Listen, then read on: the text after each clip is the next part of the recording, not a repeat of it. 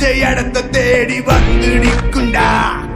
எல்லாம் முடிஞ்ச பின்ன எரிய போறோம், புதைய போற சொர்க்க நரகம் போனதுக்கு சாட்சி இல்லடா.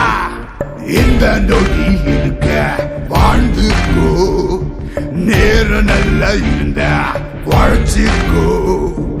எதுவும் இங்க சரியும் இல்ல தவறும் இல்ல போடா.